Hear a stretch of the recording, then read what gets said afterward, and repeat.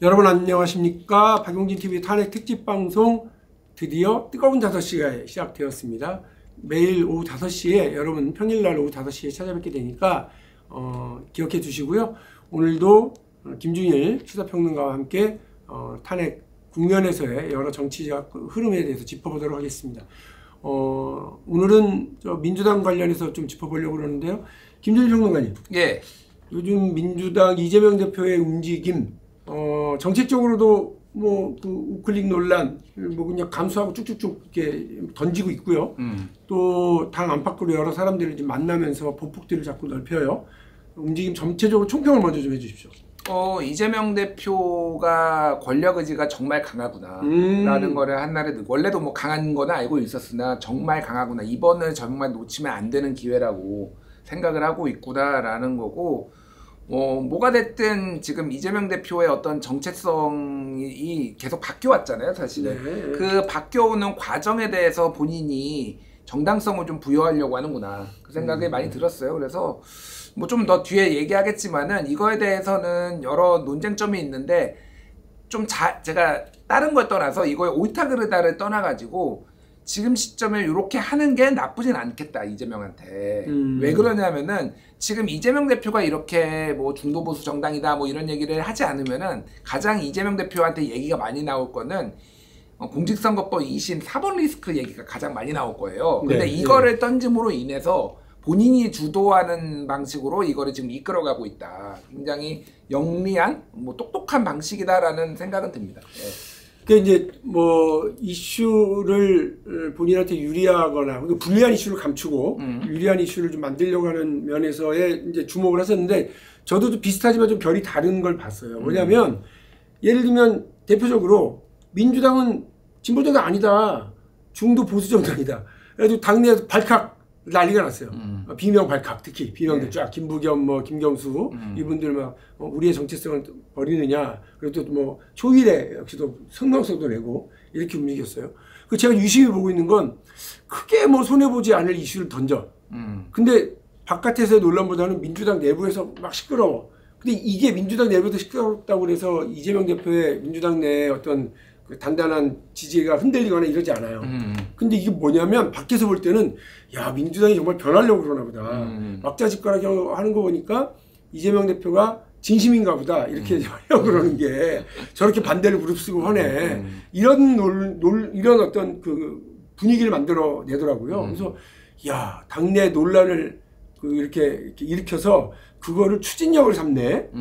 이게 좀 어떻게 보면 놀라운 한 수를 이렇게 두네, 이런 생각이 들더라고요. 네, 저도 동의해요. 비슷한 컨셉이죠. 저도 그런 거에 동의를 하고, 일단 먼저 중도보수론 제 의견을 좀 말씀드리고, 중도보수 정당 이게 왜 했냐, 중도보수 정당 그런 정치적 배경도 있지만은 이게 지금 던져서 나쁘지 않은 한 3가지 정도 이유가 있는 것 같아요. 3가지? 예, 첫 번째는 그러니까 DJ 노무현을 소환을 했어요. 그러니까 그 얘기를 하면서, 아니 DJ도 DJP 연합도 하기도 했고, 그리고 대중경제론도 이렇게 썼는데 그 내용 자체가 무슨 좌파적인 것도 아니었고, 그리고 예를 들면은 뭐 2000년대의 초반에 IT 산업 부흥하는 거, 이런 성장 기조였다라는 거 아니냐.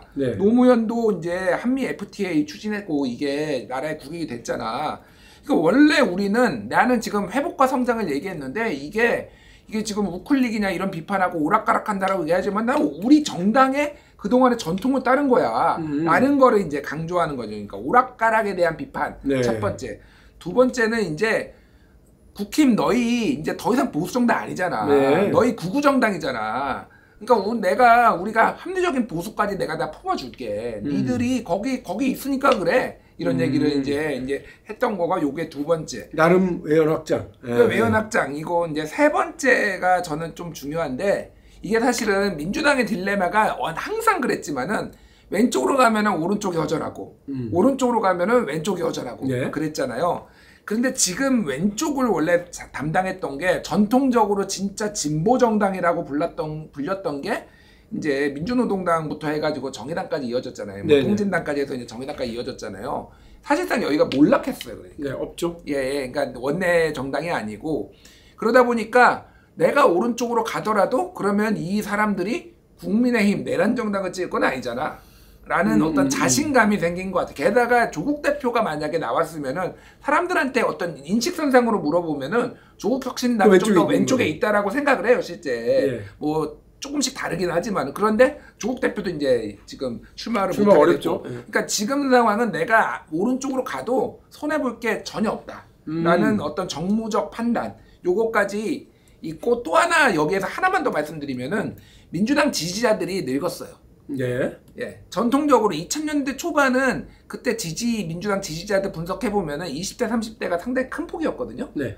그랬는데 지금은 주축이 50대예요. 네. 40대, 50대. 예. 그러니까 이들이 어떤 보수냐 진보냐를 물어보면은 사실 정치적인 이슈와 경제적인 이슈와 사회적 문화적인 이슈가 다 다르게 나오거든요. 네. 그걸 종합해가지고 우리가 진보냐 하는데, 제가 보기에는 지금의 민주당의 지지자들은 정치적으로는 진보 성향이 있지만은 경제적으로는 보수 성향이 예전보다 많이 강해졌다. 그게 대표적인 게 상속세 문제예요. 세금값까지는 좋아져. 50대가 주축이라는 건 뭐냐? 내가 부모님으로부터 상속받을 문제도 있고, 네. 내가 이제 애들한테 상속을 해줘야 되는 이런 고민들이 있는데, 그거를 지금 이재명 대표 민주당 긁어주려고 한다. 네. 그러니까 이게 지지자들의 어떤 구성 변화도 이 현재 우클릭에 상당히 영향을 줬다. 요즘 뭐 보기 드물게 상당히 이재명 대표의 이 속을 정확하게 들여다보고 좀 상당히 이제 그 칭찬조로 훌륭한데 나이스한 이런 뭐 인식이야, 이 정도의 말씀을 해주신 것 같아요. 저는 뭐 이거에 대해서 가치 판단을 하기 전에 요 자체가 나쁘지 않다라고 제가 말씀드린 이유는 이 얘기로 지금 다 얘기하고, 코끼리를 생각하지 마 이거가 지금 떠오르는 건데, 예를 들면 오세훈 시장이 이재명 대표한테 중도 보수 발언 이거 가야 할 방향을 깨달았다니 환영, 이런 게 나왔어요 방금. 그러면은 이게 오세훈이 이재명 논평이라고 앉았구나. 네, 그러니까 중도 보수 가야 할 방향이다 환영이라고 하면 이 발언을 오세훈이 했을 때 누구한테 도움이 될 것이냐. 예, 코끼리 얘기하는 거잖아요. 그러니까. 코끼리. 그러니까 이게 상당히 논쟁적이지만은 도움이 된다, 이런 얘기를 말해요. 재미있는 건 52시간 논란, 또 뭐 금투세 논란, 또 뭐 이번에 그 상속세 관련 이야기 전부 다 이재명이 던져. 그럼 국힘이 와그락을 해. 당내도 와그락을 해. 그러면 당내 와그락 때문에 진정성은 더 가미되고요. 바깥에서 와그락을 하게 되는 꼴을 보면, 대한민국의 지금 국민의힘은 야당이구나. 여기 던지면 와그락을 하는 그냥 존재구나. 쟤네들 별로 신경 안 써도 되겠구나. 이런 느낌도 딱 줘요. 그리고 오히려 민주당이나 이재명 대표가 집권을 책임질 수 있는 어떤 정치 세력과 정치인으로 이렇게 비치는 효과까지 있더라고요. 그러니까 저하고 우리 김준일 평론가하고 이 부분과 관련해서는 상당히 높게 평가하시는 거네요. 예, 이제 다만 이 부분이 하나가 걸렸는데, MBC 100분 토론에 이제 최근에 나와가지고 이런저런 질문이 있었는데, 그 언론 쪽 얘기를 하면서 최근에 이재명 대표가 이제 페이스북에 뭐 김현정의 뉴스쇼 뭐 이런 거를 했잖아요. 관리자가 했다면서요? 예. 근데 이제 그거를 1시간 만에 내렸는데, 그게 사실은 내 뜻이다 라고 하면서 언론의 어떤 자유는 보장하지만 뭐 방종은 안 된다, 뭐 이런 취지로 얘기를 했거든요. 물론 이제 이재명 대표의 뭐 그런 의지, 뭐 그런 생각은 알겠는데, 이게 그러니까 항의를 이게 하는 방법이 원래 언론하고 뭐 이를테면 정치권하고의 갈등이라는 게 항상 있었고, 만족스럽지 않은 데도 있고, 뭐 TV조선도 있고, 채널A도 있고, 뭐 김현정 CBS도 있는 거고, 뭐 MBC도 있는 거고, 다양한데 이게 상당히 압박하는 걸로 비춰질 수도 있겠다. 근데 이게 예를 들면은 중도 보수 아니면 중도 쪽으로 외연을 본인들이 확장을 한다라고 했는데, 거기가 대표적으로 약간 중도로 분류되는, 아니면 뭐 중도 보수가 됐든 그렇게 분류가 되는 거잖아요. 그러면은 정치적으로는 상당히 이제 좀 세고, 경제적으로는 이게 분리를 한다라는 건데, 이게 사람들한테는 또 어떻게 설득이 될지 그런 부분들이 좀 정무적으로, 글쎄 뭐 저는 뭐 평가들이 좀 나뉠 거라고 생각을 해요. 예, 그 지점에 대해서는 뭐랄까 당 안팎으로도 막 말은 나오지 않습니다만 어쨌든 뭐 굳이 이렇게까지 이런 느낌들은 있는 것 같아요. 그러니까 이게 당대표가 나올 상황이, 저는 뭐 정치권이 불만이 있을 수 있다라고 봐요. 뭐 여러 가지 있는데, 이게 이제 당대표가 나올 상황이냐, 요거에 대해서 이게 왜냐하면은 야당 당대표 사실 차기 유력 대선 후보면 그런 거거든요. 윤석열 대통령이 대왕고래를 원래 그냥 산업부 차원에서 하면 될 거를 본인이 등장함으로 인해서 이게 난리가 났잖아요. 그렇죠. 사실은 이것도 사실 그런 효과가 있는 거거든요. 그러니까 불만이 있으면 제기할 수 있는데 여러모로 하여간 그런 어떤 포인트가 있다. 아까 우리 잠깐 얘기했습니다만 그 이재명 대표 그 지금 저 코끼리 코끼리 2심 재판인데 선거법 2심 재판인데 2심 재판부가 뭐 날짜까지 박아놓고 쭉쭉쭉 밀고 가요 지금. 그래서 아마 26일에 최종 결심을 하겠다는 것까지는 나왔는데 중간에 공소장 변경을 허가했다. 그리고 뭘 좀 특정해라. 뭐가 허위 발언이냐라고 하는 것에 대한 공소장 변경을 했는데 그게 어떤 의미일까요? 아니 저는 이 기사를 보고 저도 뭐 워낙 많은 것들을 보니까 그런데 이 기사를 보고 놀랐던 거는 뭐냐면은 아니 지금까지 그러면 검찰이 허위 사실을 특정하지도 않고 지금까지 기소를 하고 재판을 이어왔단 말이야? 그러지는 않을 거 아니에요. 아니 근데 어쨌든 재판부가 보기에는 이게 허위 사실 공표라고 하면은 특정 발언에 대해서 정확하게 쿼터를 따져야 되는 거잖아요. 요게 정황만 가지고 할 수는 없지. 예, 근데 이제 대충 김문기를 몰랐다라고 한 게 예를 들면은 이게 허위 사실이다. 이렇게 얘기를 그렇게 그러니까 기소를 했다라고 지금 이해될 수밖에 없어요. 검찰이 조금 너무 허술하구나 이게 지금 제대로 지금 하고 있는 거 맞아? 이 생각이 드는 거예요. 그래서 지금 최근에 그래서 검찰이 특정했다라는 것도 나왔어요. 그래서 그러니까 이제 재판부가 이야기하고 요구 요청한 그 정확하게 특정하라라고 한 것을 반영해서 공소장을 변경해서 이거요. 라고 얘기하겠다고 했고 그걸 그렇게 해서 그럼 공소장을 다시 줘. 뭐 예를 들면 SBS에서 나가서 한 요 발언, 뭐 CBS에서 나가서 한 요 발언, 채널 A에서 나가서 한 요 발언, 요게 이제 선거법 위반이다. 이렇게 이제 정확하게 최근에 이렇게 좀 좁혀졌다라는 얘기를 봤는데 어찌됐든 뭐 이거를 뭐 유죄 심증, 무죄 심증하기에는 좀 어렵고 이렇게 한 거를 좀 제가 보기에는. 엄격하게 뭐가 됐든 말이 나올 거 아니에요. 재판부 입장에서 보기에는 뭐가 돼서 말이 나올 가능성이 높기 때문에 확실하게 하려는 건데 어쨌든 검찰이 좀 허술하게 했다라는 생각은 제가 지울 수가 없어요. 검찰은 참 못됐어요. 계속 얘기하지만 애들 참 그래. 검찰에 대해서 그냥 제도적인 엄격함보다는 그거보다는 어쨌든 너희들한테 호락호락하지 않은 정치 세력이 있고 또 시민사회 이게 좀 되게 높아졌어. 니네가 무슨 걸 하려고 하는지 다 우리가 알아. 이런 걸 좀 알려줘야 될 것 같아요. 그리고 진짜 이것도 허술하지만 최근에 그 더불어민주당 모 의원, 광주의 모 의원에 대해서 공소 기각 결정이 났어요. 이게 무슨 말씀이냐면 그 바뀐 법에 따라서 수사한 검사가 기소를 하면 안 되고 수사를 하지 못하게 되어 있는데 수사하고 기소까지 했어요. 그러니까 죄가 있는지 없는지는 나중이고 이 기소 자체가 문제야. 일단 쳐넣어. 그래가지고 그냥 딱 끝 이렇게 되는 바람에 죄의 유무는 이미 지나가 버렸어. 왜냐하면 6개월 안에 기소를 해야 되니까. 거기서 그냥 재판 끝났어요. 그래서.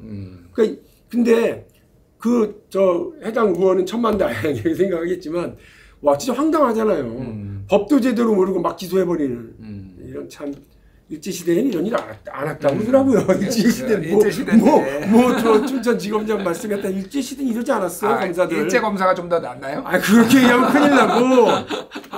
사실은 이 얘기 그냥 지나간 얘기인데요.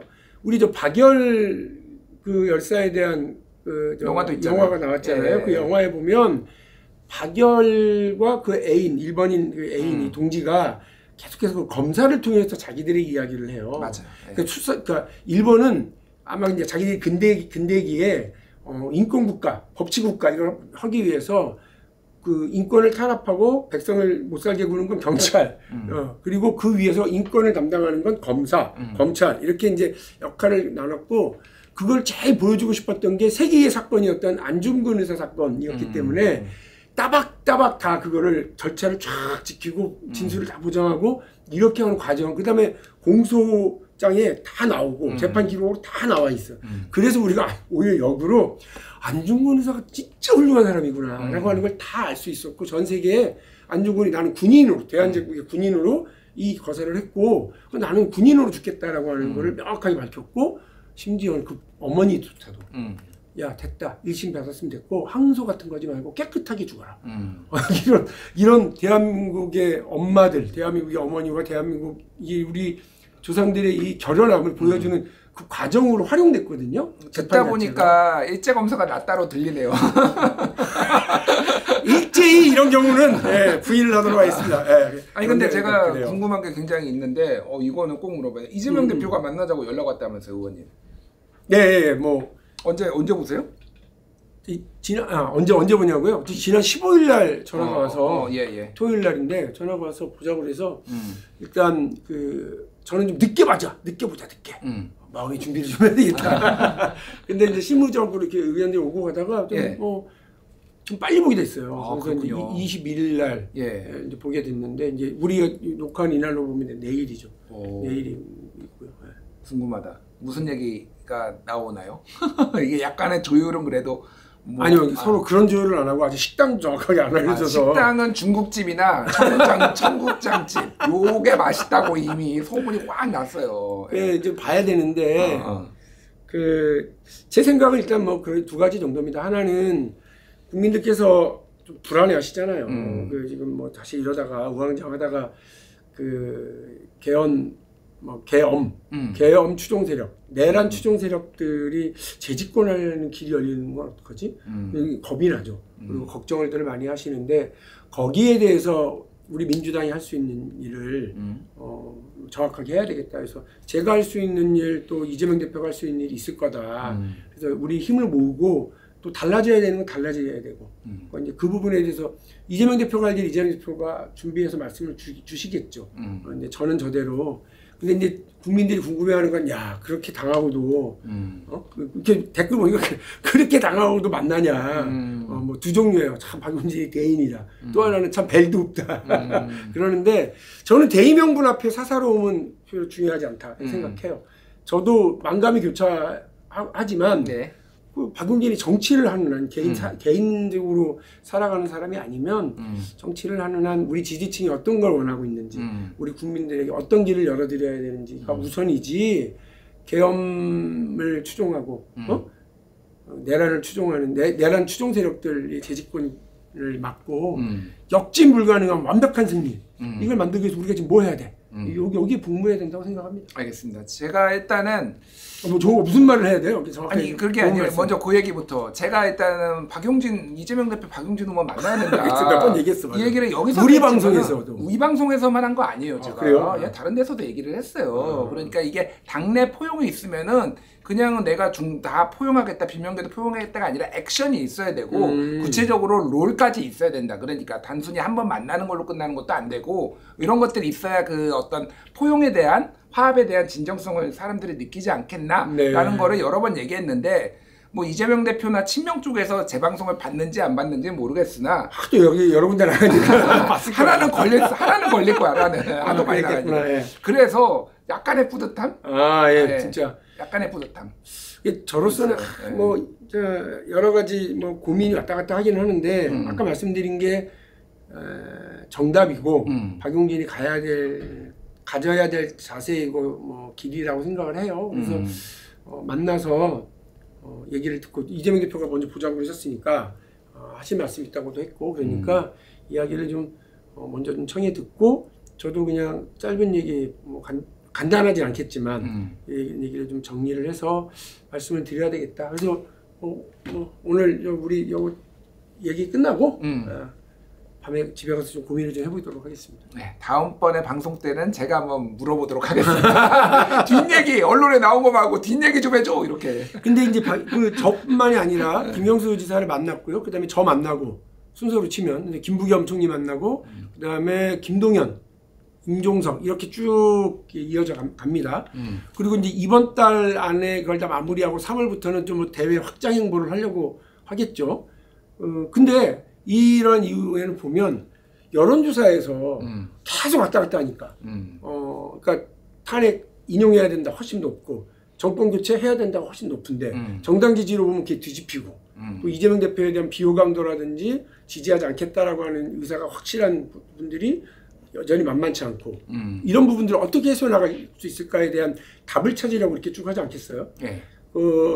우리 당내에서는 무엇을 해야 되고 또 당 바깥으로는 뭘 해야 되는지를 한번 정리해서 말씀해 주십시오. 일단은 이재명 대표의 비호감도가 뭐 높은 거는 부인을 할 수가 없죠. 최근에 이제 갤럽 여론조사에서 보면은 이제 이준석이 비호감도 절대 이제 찍지 않겠다 45%로 1위. 황운하 대표가 상당히 좋아하더라고요.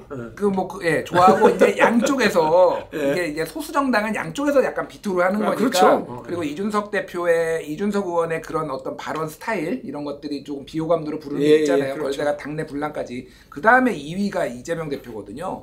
근데 절대 찍지 않겠다가 41%가 높은 수치긴 하지만은 거꾸로 얘기해 보면은 나머지에서는 여지가 있다라는, 이게 50%가 막 넘어가면은 이게 진짜 좀 심각해요, 사실은. 근데 이제 이재명 대표에 대한 이미지는 결국은 제가 저번에도 말씀드렸지만은 이게 안 찍던 사람이 처음 찍는 사람도 있기는 해요. 평소에 지지 안 하더라도. 하지만은 대체적으로 선거를 해보면은 진짜 스윙부터는 10%가 안 된다라는 거예요. 내가 중도라고 하더라도 중도 진보, 중도라고 하더라도 중도 보수. 그래서 선거에 이번에 이 후보가 마음에 들어서 나올 건지, 아니면은 후보는 좀 마음에 안 들더라도 대의 명분에 있어서 꼭 찍어야 돼서 나올 건지를 판단하는 사람들이 양쪽으로 한 15%씩 있다라는 거예요. 그 사람들이 얼마나 결집하느냐가 굉장히 중요하다. 그러니까 지난번에 선거는 그게 이재명 대표가 한 끗이 모자라가지고 0.73으로 진 거거든요. 그러니까 투표율도 대선 투표율이 2017년보다 비슷했는데 조금 빠졌어요. 그러니까 그랬던 걸로 보면은 결국은 두 가지죠. 그러니까 하나는 당내에 어쨌든 뭐 박용진 의원님을 비롯해서 여러 지지하시는 분들이 다 나눠져 있는데 그분들하고 화합하는 거, 지금 그 행보로 하나가 있는 거고, 또 하나는 결국은 이게 계속 얘기를 하지만은 내란 세력에 대한 선을 긋는 거, 요거를 좀 정확하게 좀 선을 그어주면서 중도 보수 정당이라고 얘기했으니까 중도 보수까지 포용을 하고 불안감이 좀 없어지지 않게. 최근에 양권모, 경향신문의 양권모 이제 전 편집인 이분이 이제 쓰셨는데, 이재명이 좌파라서 안 찍는 게 아니라 독단적일까봐 안 찍는다라는 분석을 했어요. 저는 어느 정도는 조금, 그러니까 지금 윤석열이 너무 독단적이어서 지긋지긋한 거야. 그렇죠. 예, 그거에 대한 어떤 것도 경제적으로 우클릭뿐만이 아니라 그런 부분도 조금 해소를 해줘야 되지 않을까, 그런 생각 듭니다. 귀담아 들어야 될 말씀이라고 생각을 하고요. 더불어민주당이 이제 대통령 선거 조기 대선이 열리게 되면 제가 아까 드린 표현 그대로라면 역진 불가능한 민주주의의 완벽한 승리를 이끌어내기 위해서 안으로는 통합하고 밖으로는 연대하고 확장해야 되고요. 그 과정에는 뭐 개헌이라고 하는 고리도 있을 수 있고, 또 새로운 권력 분점이라고 하는 여러 가지 형태와 선거법 개정 등까지 다 고리가 걸리겠습니다만, 이런 과정에서 국민들이 믿을 수 있는 민주당의 어떤 신뢰감을 쌓는 과정이라고 저는 생각을 하고요.